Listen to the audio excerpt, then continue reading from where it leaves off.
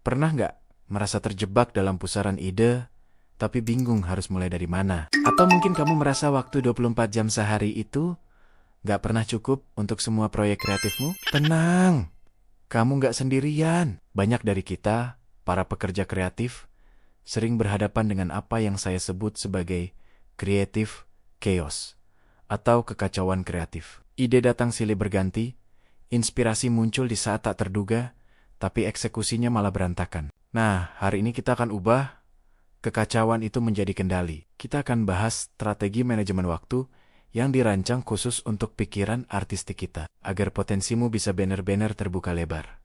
Pertama, mari kita bicara soal tempat kerja. Ruang kerja seorang kreator itu bukan sekadar meja dan kursi, tapi sebuah ekosistem. Ini adalah sanctuary, tempat lahirnya ide-ide besar. Tapi seringkali, tempat ini jugalah sumber distraksi terbesar. Coba deh lihat sekelilingmu sekarang. Apakah ruang kerjamu mendukung alur kreativitasmu?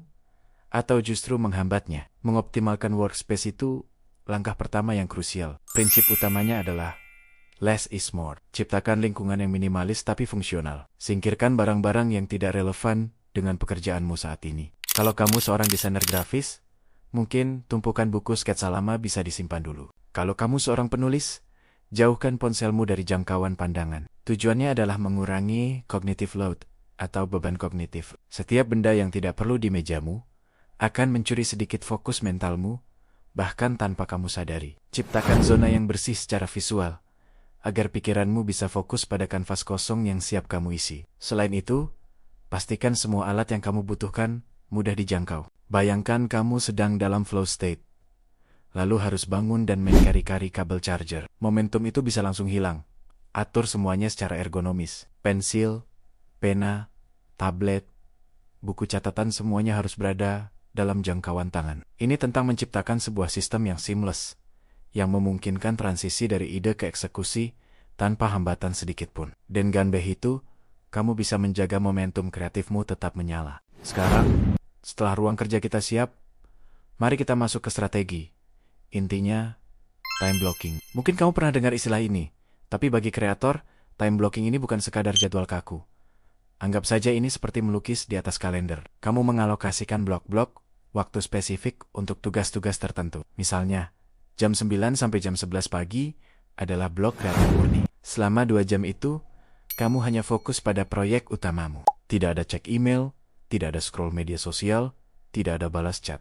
Kenapa ini sangat efektif? Karena ini memaksa kita untuk melakukan apa yang disebut deep work atau kerja mendalam. Sebagai kreator, pekerjaan terbaik kita lahir dari konsentrasi penuh saat kita tenggelam sepenuhnya dalam proses. Time blocking menciptakan batasan yang sakral di sekitar waktu berhargamu itu. Ini adalah caramu berkata pada dunia, dan yang terpenting, pada dirimu sendiri, bahwa waktu ini adalah untuk berkarya. Kunci dari time blocking yang sukses bagi kreator adalah fleksibilitas. Mungkin kamu bukan orang yang paling produktif di pagi hari. Mungkin ide-ide brilianmu justru muncul setelah tengah malam.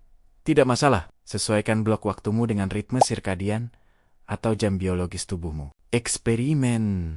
Coba alokasikan blok kreatif di pagi hari selama seminggu. Lalu coba di sore hari pada minggu berikutnya. Temukan kapan golden hours atau jam emas kreatifmu. Saat kamu sudah menemukannya, lindungi waktu itu mati-matian. Durasi blok juga penting. Teknik Pomodoro misalnya, menyarankan 25 menit kerja fokus diikuti 5 menit istirahat. Ini bagus untuk memulai, tapi jangan terpaku pada satu aturan. Untuk tugas kreatif yang kompleks seperti menulis bab novel atau merancang sebuah logo, kamu mungkin butuh blok waktu yang lebih panjang. Misalnya 90 menit. Ini sejalan dengan konsep yang disebut ultradian rhythms, yaitu siklus energi alami tubuh kita. Biasanya, kita bisa mempertahankan fokus tinggi selama sekitar 90 hingga 120 menit. Setelah itu, kita butuh istirahat. Jadi, coba atur blok kerjamu selama 90 menit, lalu ambil istirahat 15-20 menit untuk menyegarkan pikiran. Salah satu tantangan terbesar saat menerapkan time blocking adalah distraksi. Kamu sudah niat fokus, tiba-tiba ada notifikasi masuk. Fokusmu pecah. Menurut penelitian, butuh waktu rata-rata 23 menit untuk kembali fokus sepenuhnya setelah terganggu. Bayangkan, berapa banyak waktu produktif yang hilang hanya karena notifikasi sepele. Inilah kenapa memblokir jam fokus itu sangat penting. Saat kamu masuk ke dalam blok waktumu, Aktifkan mode Do Not Disturb di semua perangkatmu. Tutup semua tab browser yang tidak relevan. Kalau perlu, gunakan aplikasi atau ekstensi yang bisa memblokir situs-situs tertentu selama periode fokusmu. Ini bukan tentang antisosial.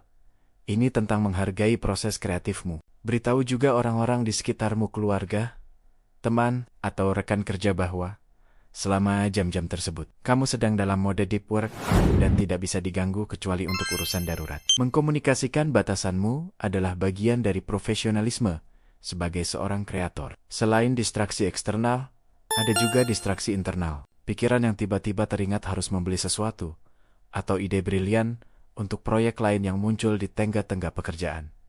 Jangan biarkan ini mengganggu alurmu. Siapkan distraction pad atau selembar kertas di sampingmu. Setiap kali ada pikiran acak yang muncul, tulis saja di kertas itu, lalu segera kembali ke pekerjaanmu. Dengan begitu, kamu tidak takut lupa.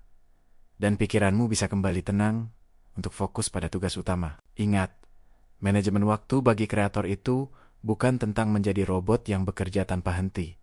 Justru sebaliknya, ini tentang menciptakan ruang dan kebebasan agar kreativitasmu bisa mengalir deras tanpa hambatan. Dengan mengoptimalkan ruang kerjamu, kamu mengurangi friksi fisik. Dengan menerapkan time blocking yang fleksibel, kamu membangun benteng untuk melindungi fokusmu. Dan dengan meminimalkan distraksi, kamu memberi dirimu sendiri hadiah terbesar, waktu yang tidak terputus untuk menciptakan sesuatu yang luar biasa. Mulai dari hari ini, coba terapkan satu hal saja. Mungkin merapikan mejamu, atau mencoba satu sesi time blocking selama 90 menit.